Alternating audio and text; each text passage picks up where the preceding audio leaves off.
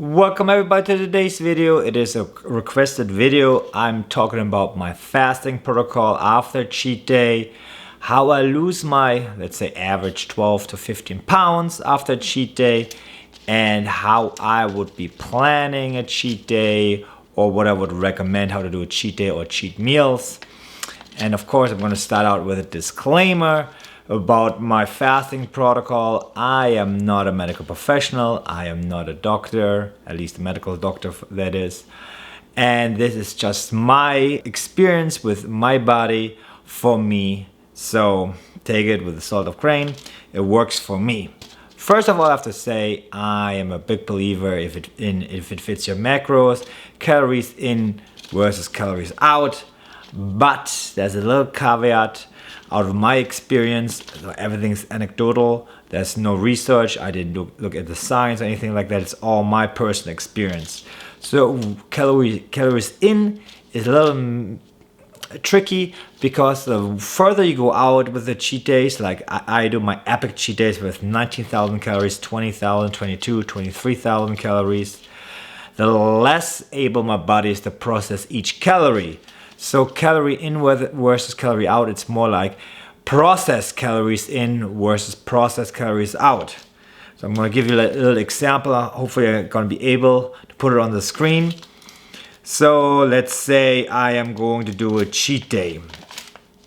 Let's say it's 19,000 calories. So I'm going to map out the whole week. So day 1 would be 19,000 calories.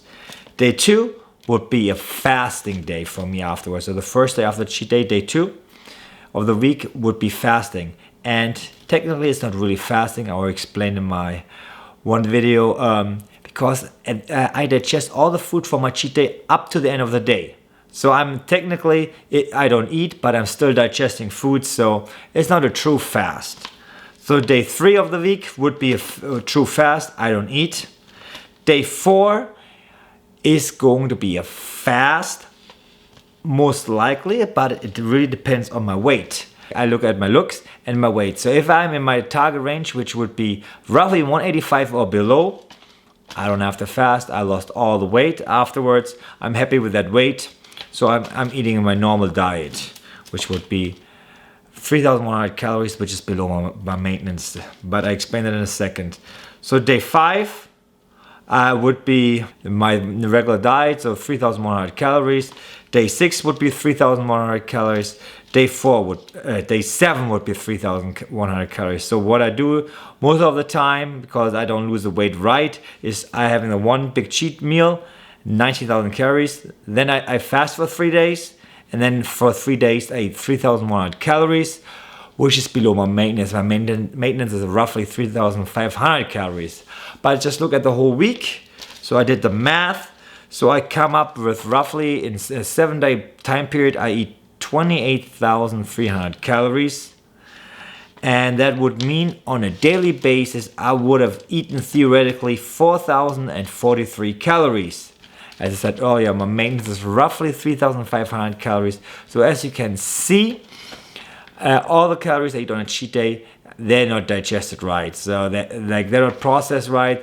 A lot of that is going through, especially with the fasting. Like if I space my cheat days out, I don't want to say you. If I space my cheat days out like once every, like my experience, like 3 to 4 days technically, my body just gets rid of like more of the calories than processing it. So I am able to do it that way, because if I would eat every single day and not fast and have no cheat days, I can only eat 3,500 calories to maintain my weight. And as you guys have seen over the last weeks, I kind of maintained my weight. Also had some extra cheat days some of the weeks, so little spikes in there. That makes it worthwhile. So basically that's how I do it. Like I definitely look at my weight and how my body goes through it. Some stuff I can, it's better, it's going through my body faster. Other stuff is less. I also notice on hunger and everything like that. But basically, that's my protocol. So let's start out with, how am I losing 15 pounds? That ties into, or 12 pounds. That ties into that my body's not processing all the calories. At the end of the cheat day, I gained 12 pounds. But you have to realize a lot of it is water weight as well. and all the food in my stomach. At the end of the cheat day, my stomach is filled to the rim. So I think one time I tested that my stomach capacity should be, I don't know, somewhere between 4 and 6 pounds, I believe, or let's say 7 pounds. I think it's more like 5 to 7 pounds, somewhere around there, depending on the volume of the food and everything like that. At one time I did a 4-pound steak, so that fit. I was still hungry afterwards and had more room left, so it's a little tricky. So that's part of the 12 pounds. The other one is water retention. I try to figure out to get the real number, like with a scientific like reference, but I gave up because I'm a little tired today. I saw this one number is 400 milligrams of sodium intake is, you have roughly 4 cups, which should be 4 pounds of 2 pounds of gain. I don't think it's a true number.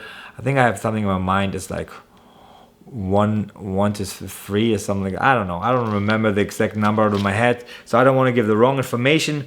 But basically, you have to see that on a cheat day, I'm eating roughly 14,403 milligrams of sodium. That's a lot, and it's especially a lot for me because on my normal days when I eat, I hardly eat any processed food. Like, I cook everything myself. Most of the time it's turkey, chicken. It's gonna be rice. It's gonna be green beans. It's gonna be Greek yogurt, which has a little bit of sodium in it. That's the only thing. I'm gonna have either like oatmeal or hot, what's it called? Cream of wheat. That's the name. Yeah, I have to think of it like that. And then I had some filler, like I said, rice or mixed veggies. Some other stuff, like I have like a low like sodium intake because I cook everything myself. I don't put a lot of salt in it, and I only have a small amount of processed stuff in it. I don't drink diet soda or anything like that, so my regular sodium intake is very low. So on these days, it's like lots of my body has a lot of water retention, and of course a filled stomach that makes up the 12 or 15 pounds. As you see, like each time over the 3-4 days, it's going back down, like everything flushed out, the water, everything else as well. And then let's go for the reason why I am against those 19,000-20,000 calorie cheat days for everybody, because of health impacts.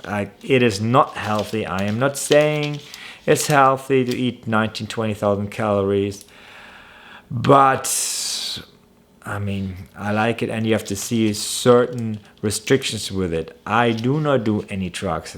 No illegal drugs, no legal drugs. I don't drink. I don't drink sodium except on my cheat days. I don't eat a lot of processed food. I make everything myself, as I said earlier.